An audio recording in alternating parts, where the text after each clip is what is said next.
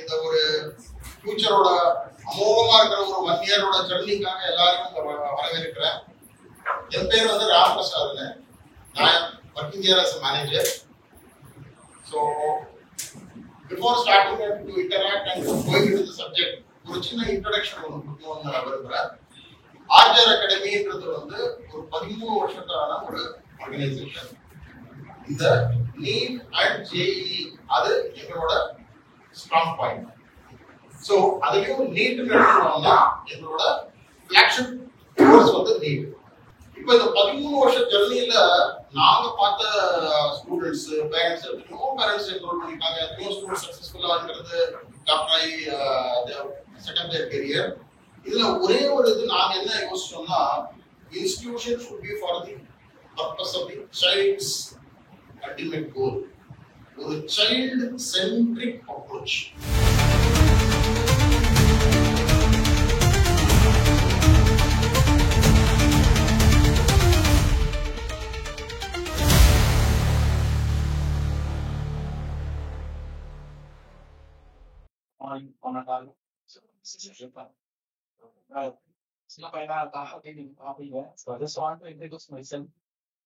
நிறைய பேருக்கு நிறைய எக்ஸ்பீரியன்ஸ் இருந்துருக்கோம். அங்க படிச்சேன், இங்க படிச்சேன்.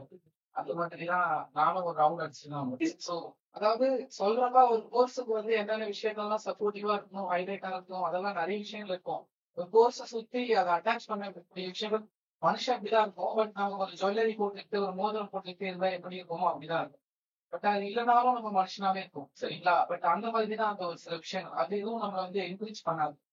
அதெல்லாம் இருக்கும். பட் அதை பண்ண வைக்கிறது அப்படின்றதுதான் விஷயம். நான் இங்க என்ன பேச வந்துட்டேன்னா, ஒய் சூஸ் ஆர்ஜிஆர், ஏன் இப்ப இந்த இடத்துல வந்து உட்காந்துருக்கீங்க, ஏன் வந்து ஸ்டூடெண்ட்ஸ்க்கு வந்து ஒரு டெஸ்ட் கொடுக்கணும். ஸோ நிறைய விஷயங்கள் வந்து டிசிப்ளின், ரெண்டாவது சொபஸ்டிகேஷன் பத்தியும் பேரண்ட்ஸ்க்கு ஒரு சில கொரிஸ் இருக்கு. நான் எப்பயுமே வந்து ரொம்ப நாளைக்கு முன்னாடி இருந்தே நிறைய ஸ்டூடெண்ட்ஸ்க்கு வந்து தமிழ்ல வந்து ஒரு அழகான ஒரு விஷயம் சொல்லுவேன், சரிங்களா? பசி நோக்காமல், அயர் குஞ்சாமல், பிரி பார்க்காமல், கருமமே கலந்த எனக்கு போடல அப்படின்னு திருவள்ளூர் வந்து ஒரு இடத்துல சொல்லியிருக்காரு. என்னன்னா,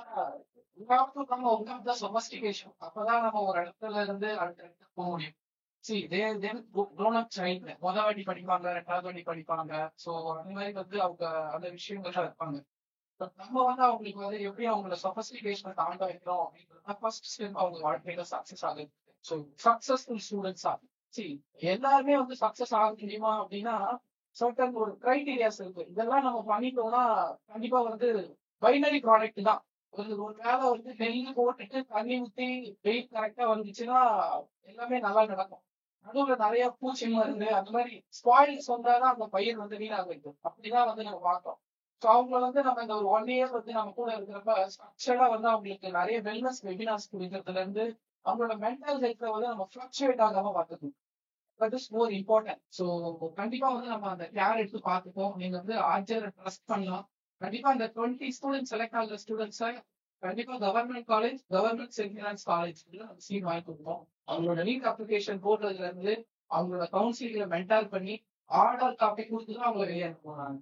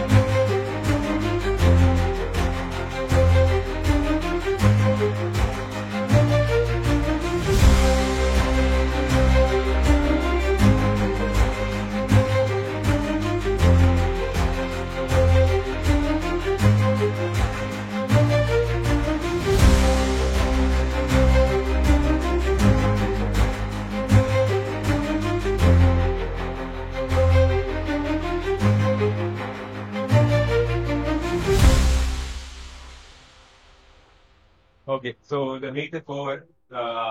I invite our founder, Dr. Archie sir. பெரிய ஊர்ல இருந்து வந்துட்டீங்க. ஏதோ ஒருத்தர் பேசிட்டா வந்து கேரண்டியா சீட்டு கொடுத்துறேன் வா அப்படின்னு நான் அப்பா என்னவோ நம்மளுடைய கனவை நிறைவேற்றத்துக்கு யாரோ ஒருத்தர் கிடைச்சிட்டாண்டா. நம்ம வா ஏதோ சொல்றானே வா நம்ம போய் பாத்துடலாம் அப்படின்னு டிஃபரெண்ட் ஊர்ல இருந்து வந்துருக்கீங்க. ரொம்ப சந்தோஷமா இருந்தது அந்த வீடியோ பார்த்துட்டு. நிறைய பேர் வந்து அந்த கூகுள் ஷீட் கிட்டத்தட்ட 350 பேர் ஃபில்டர் பண்ணிருக்காங்க. அந்த ஃபில்டரான க்ரௌட்ல தான் நீங்க ஒரு 35 பேர் உட்காந்து 10%.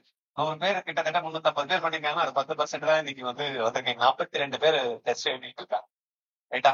அதுலயே ஒரு ஃபில்ட்ரேஷனு. நீங்க நிறைய எக்ஸ்பெக்டேஷன் அவங்க ஏற்கனவே எல்லாமே பேசிட்டாங்க. உங்ககிட்ட நான் பேசுறதுக்கு எதுவுமே வந்து சொச்சா வைக்கல அவங்க. கொஞ்சம் வந்து என்னன்னா எதிர்பார்க்கறது என்னன்னா நாங்க என்ன சொல்றோமோ அதை மட்டும் தான் வந்து பாத்தீங்கன்னா நீங்க உங்க பசங்க எது சொன்னாலும் அவங்க சொல்றத கேளுங்கன்ற ஒரே ஒரு கேரண்டி மட்டும் தான் உங்ககிட்ட கேட்கறேன். இதை மட்டும் தான் கேட்கிறேன். ஏன்னா லாஸ்ட் டைம் நானு பசங்களுக்கு டீச்சர் கிட்ட சொல்லி கொஞ்சம் அடுத்த லெவல் அந்த ஜிஇ மெயினோட கொஸ்டின்ஸ் கொடுக்க சொன்னா பசங்க வந்து பேரண்ட கூப்பிட்டது ஒரு பையன் ஷரண் இருக்கும். அவ்வளவு அருமையா படிக்கும். அந்த பையன் வீட்டுல போயிட்டாமா இந்த மாதிரிலாம் கேட்க மாட்டாங்க. இந்த மாதிரிலாம் சொன்னா நான் கிளாஸ் போக மாட்டேன். அந்த பையன் வந்து பாத்தீங்கன்னா நல்ல நல்ல ஸ்டோரிக்கு நல்ல நாலேஜ் இதெல்லாம் கேட்க மாட்டாங்கம்மா. இப்படி இருந்தா நான் கிளாஸ் போக மாட்டேன் அப்படின்னு சொல்லி அவங்க அம்மா கூப்பிட்டு வந்து எக்ஸ்பிளைன் பண்றான். நான் சொல்றேன் இல்ல மேடம் இந்த மாதிரி எல்லாம் கேட்க மாட்டாங்க சார். எதுக்கு சார் என் குழந்தை இந்த மாதிரி எல்லாம் டென்ஷன் பண்றீங்க?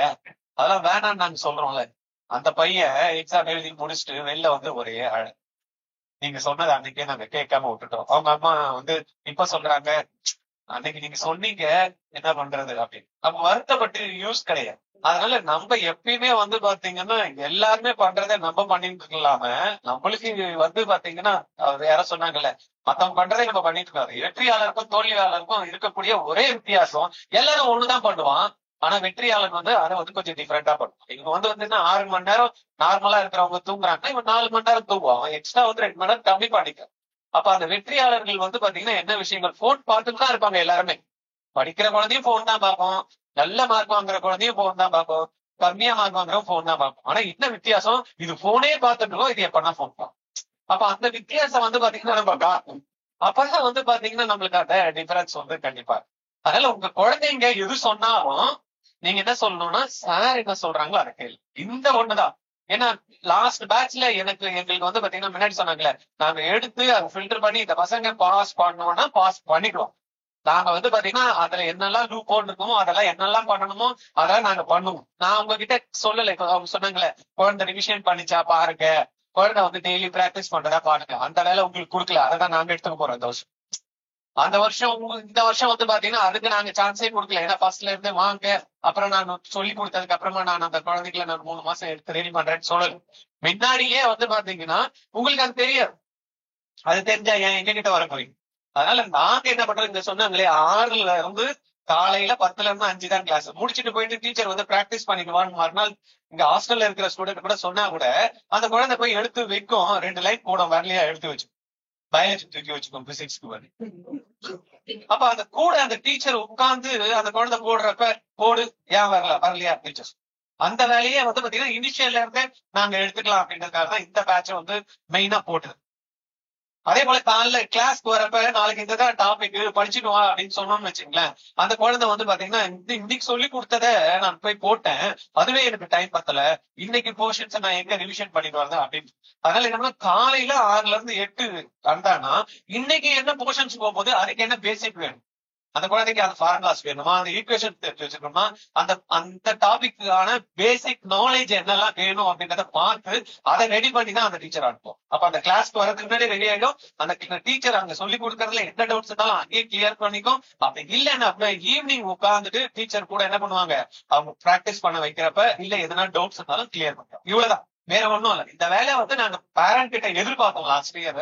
அது பேரண்ட் வந்து இன்னைக்கு வந்து எல்லாருமே போத் ஹஸ்பண்ட் ஒய்ஃப் 2 பேருமே ஒர்க் பண்றதுனால அந்த குழந்தைக்கு வந்து சப்போர்ட் வந்து கொடுக்க முடியல. அந்த குழந்தையே உட்காந்து பண்ணி அது சொன்னாங்களே யாரும் செல்ஃப் மோட்டிவேட்டட் ஓகே தான், நம்ம இல்லைன்னு சொல்லல. அங்க டிராப் ஆகும். அப்புறம் நம்ம சொல்றோம் இந்த கொஸ்டின்ஸை வந்து இப்ப நீங்க உங்க குழந்தைகிட்ட இப்ப உட்காந்து போடுங்க அப்படின்னா போன வாரம் எழுதின கொஸ்டின் இன்னைக்கு உட்காந்து போட சொன்னா போட்டு அந்த இடத்துல இருக்கக்கூடிய அந்த டென்ஷன் அந்த பதட்டம் ஒண்ணும் இல்ல. நீங்க பாத்திருப்பீங்க ஒரு எலி வந்து ஒரு இந்த மாதிரி இருக்கக்கூடிய செவ்வறு கொடாஞ்சு அந்த சைடு வந்துருக்கு. இதே எலி வந்து ஒரு சின்ன போன்ல மாட்டிக்கிச்சுன்னு வச்சுங்களேன் வருமா வராது. ஏன்? உள்ள மாட்டிக்கிட்டு அதுவே மாட்டிக்கிட்டோன்ற அந்த எண்ணம் தான், அந்த பதட்டம் தானே தவிர அதுக்கு கெப்பாசிட்டி இருக்கு அப்படின்றதே மறந்து போகுது. அப்ப என்ன பண்ணணும்? அதுக்கு புஷ் கொடுக்கணும். அது குழந்தைங்களுக்கு வந்து பாத்தீங்கன்னா மெயின் அதுதான். இந்த எக்ஸாம்ல போயிட்டு அதை பார்த்ததுக்கு 3 ஹவர்ல டீச்சர் சொல்றாங்களே 2 ஹவர்ல போட்டுருவாங்கன்ட்டு. சில குழந்தை எல்லாம் 10 கொஸ்டின் கூட போட முடியல. ஆனா அந்த குழந்தைக்கு 30 கொஸ்டின் கூட அட்டன் பண்ண முடியும். அதை பார்த்ததுமே நினைச்சு பதட்டத்துல ஐயோ போச்சுடா, அவ்வளவுதான் போல இருக்கு. நம்பதான். ஏன்னா அந்த இடத்துல வெளியில வந்ததுமே எல்லாரும் சொல்றாங்க கொஸ்டின் டஃப். எல்லாருமே அனலைஸ் பண்றாங்க. தமிழ்நாடு ஃபுல்லா, ஆல் இந்தியா ஃபுல்லா வந்து அனலைஸ் பண்ணி கொஸ்டின் டஃப்ன்றான். அந்த டைம்ல வந்து பாத்தீங்கன்னா பசங்களுக்கு, ஆனா அங்க இருக்கிறப்ப ஐயோ நம்மளுக்குதான் இது மாதிரி ஆயிடுச்சு போல இருக்கு, நம்ம மாட்டிக்கிட்டோம் போல இருக்கு, நம்மளுக்கு என்னடா இப்படி டென்ஷனா இருக்கு. அந்த பதட்டத்துல வந்து பாத்தீங்கன்னா குழந்தைங்க அந்த இடத்துல ரெஸ்பாண்ட் பண்ணாம விட்டவங்க தான் ஜாஸ்தி. அதனாலதான் மார்க் டிராப் ஆகுறதுக்கு நம்ம குழந்தைங்களால முடியாதுன்னு கிடையாது. அதுக்கு ஏத்த அந்த இடத்துல அந்த மாதிரியான கொஸ்டின்ஸை பிராக்டிஸ் பண்ணாதனால என்ன ஆயிடுச்சுன்னா அந்த இடத்துல அந்த அந்த விஷயத்த நாங்க பார்த்தோம். அந்த விஷயம் நீங்க ஒரே பண்ண தேவை. ஆனா நீங்க அப்படி இருந்தாலும் உங்க குழந்தைங்க சொல்றதை நம்ப கூடாது. இது சார் சொல்லி தரல, இது கேட்டாங்க வேணான்றாரு, இது பண்றாரு, இதெல்லாம் செய்யுன்றாரு அப்படின்லாம் இதெல்லாம் சொல்லுவாங்க. ஏன்னா அவங்களுடைய மைண்ட் செட், அவங்களுடைய ஏஜ், அவங்களுடைய எக்ஸ்பீரியன்ஸுக்கு அதை சொல்லுவாங்க. பட் நம்ம அதை மட்டும் நீங்க எனக்கு அஷ்யூர் பண்ணீங்கன்னா, நானு கவர்மெண்ட் பிரைவேட் கவர்மெண்ட் சொன்னேன், கவர்மெண்ட் சீட்டே நான் வாங்கிட்டேன். கவர்மெண்ட் 100% ஏன்னா ஒன்றும் பெரிய விஷயமே கிடையாது, கஷ்டமே கிடையாது. வெளியூர்ல இருந்து காலையில வரப்ப ஐயோ சார் எங்க ஒரு மேடம் வந்து எனக்கு கால் பண்றாங்க, திருமங்கலம் வந்துட்டேன்றாங்க, 1/2 hour திருமங்கலம் வந்துட்டேன்றாங்க. இத்தனைக்கும் லொகேஷன் மார்க் கூட அமைச்சிருக்கேன் நான். இங்க வந்து சேர்றதுக்கு இங்க இருந்து பக்கத்து ரோட்ல இருந்து இங்க வரதுக்கு 1/2 hour ஆயிடுச்சு. ஆனா நாளைக்கு அந்த மேடம் யாரும் தெரியல. நாளைக்கு அந்த மேடம் வர சொன்னா எவ்வளவு நேரத்துல வருவாங்க? உடனே வருவாங்க. ஏன்? தெரிஞ்சுக்கிச்சு. அந்த மாதிரிதான். அப்ப ஒரு வாட்டி ஒரு விஷயம் தெரியாத வரைக்கும் தான் கஷ்டமே தவிர அது புரிஞ்சுக்கிட்டாங்க, அதை தெரிஞ்சுக்கிட்டாங்க, ஈஸியா பண்றாங்க. அதுதான் அந்த பசங்கள். அந்த மாதிரி பிராக்டிஸ் இல்ல, அது நாலேஜ் இல்ல. அது நாலேஜ் வரப்ப என்ன ஆகும், அதை எப்படி அப்ளை பண்ணக்கூடிய கெப்பாசிட்டி வந்துருச்சுன்னு வச்சுங்க, ஈஸியா ஜெயிச்சிருவாங்க. அதனாலதான் வந்து பாத்தீங்கன்னா நம்ம என்னன்றத படிக்கணும், ஸ்டடி பண்ணணும். அது என்ன பண்ணணும், எல்லாரும் சொன்ன மாதிரி பிராக்டிஸ் பண்ணணும். அதுக்கப்புறம் என்ன பண்ணணும், அனலைஸ் பண்ணணும். என்ன பண்ணிருக்கோம் அப்படின்றத அனலைஸ் பண்ணணும். பண்ண மிஸ்டேக் திருப்பி பண்ணிட்டு நம்ம வராது. அது அப்ப மூணுத்தி சேர்த்தா என்ன வருது, ஸ்பா. எதுக்கு ஸ்பாக்கு போவோம்? மசாஜ் பண்ணிக்க, நம்மள பெருக்கேத்திக்கிறதுக்கு போவோம், நம்ம ஸ்ட்ரெஸ் ஃப்ரீ பண்றதுக்கு போவோம், அழகு பண்ணிக்கிறதுக்கு போவோம். அப்ப இந்த 3 விஷயம் யாரு கரெக்டா பண்றாங்களோ அவங்க பேருக்கு ஏறிடுவாங்க. அவ்வளவுதான், சக்சஸ் கேரண்டி. இதான் நம்ம வந்து பண்ண போறோம். நாங்க சொல்லி கொடுக்க போறோம், பிராக்டிஸ் நாங்களே பண்ண வைக்க போறோம். நாங்களே கூட சேர்ந்து அனலைஸ் பண்ண போறோம். அதை குழந்தையா பண்ண வைக்கும். குழந்தை வந்து கூட இருந்து ஐபத் சார் சொல்ற தள்ளி விட்டுரும். எப்போ நீச்சல் அடிக்கணும், நான் என்ன பண்ணுவோம், நீச்சல் அடிக்கணும்னா அதெல்லாம் அடிச்சுட்டா வேலைக்கே ஆகாது. மேல நின்று உள்ள உழுந்தாதான் உழுந்திருந்தா என்ன ஆகும், பேரண்ட் ஐயோ என் குழந்தைக்கு நீச்சலே தெரியாது, உள்ள போயிட்டா என்ன பண்றது, இந்த பதட்டமே பண்ணது. நாங்க இருக்கோம், அதுக்குதான் ட்ரெயின்ல இருக்கோம். நாங்க தூக்கி விடுறோம், உள்ள விட்டுற மாட்டோம். மூச்சு உள்ள முழுங்குற ஸ்டேஜ் வந்து ஐயோ எடுக்க நாங்க தூக்கிக்கிறோம். நாங்க இருக்கோம். சரியா? அதனால நீங்க இந்த வாட்டி தைரியமா, ஆனா உள்ள வரப்ப அந்த மேடம் ஒருத்தங்க சொன்னாங்க 40 பேரும் என் குழந்தை அதுல 20ல வந்தா நல்லா இருக்கும் அப்படின்னு. எல்லாம் வந்த பேரண்ட் எல்லாம் அந்த 20ல எங்க குழந்தைய சேர்த்துட்டாங்க, 20ல என் குழந்தைய சேர்த்துட்டா அப்படின்னு நல்லா இருக்கும். ரைட்டா, பாக்கலாம் நம்ம குழந்தைங்க எப்படி பர்ஃபார்மன்ஸ் பண்ணிருக்காங்க அப்படின்னு பேசிக் செக் பண்றதுக்கு தான் இருக்கக்கூடிய சொன்னாலே 31 டாபிக் வந்து பிசிக்ஸ், 32 டாபிக் வந்து பயாலஜி, அதே போல வந்து கெமிஸ்ட்ரியில சொன்னாங்க. இந்த டாபிக்ல ஒவ்வொரு டாபிக்லயும் ஒரு கொஸ்டின் வந்து போட்டிருப்பாங்க. அந்த கொஸ்டின் வந்து ஈஸியானதை வந்து அப்ரோச் பண்றாங்களா, இல்ல டிஃபிகல்ட் கூட அவங்களால பண்ண முடியுதா, இல்லன்னா ப்ராப்ளம் பேஸ்ட் கொஸ்டின்ஸா வந்து அவங்க பண்ணிருக்காங்களா அப்படின்றத சாப்பிட்டதுக்கு அப்புறம் உங்களுக்கு இண்டிவிஜுவலா ஒவ்வொரு பேரண்ட்டுக்கும் நாங்க திருப்பியும் பேசுறோம். Okay, thank you.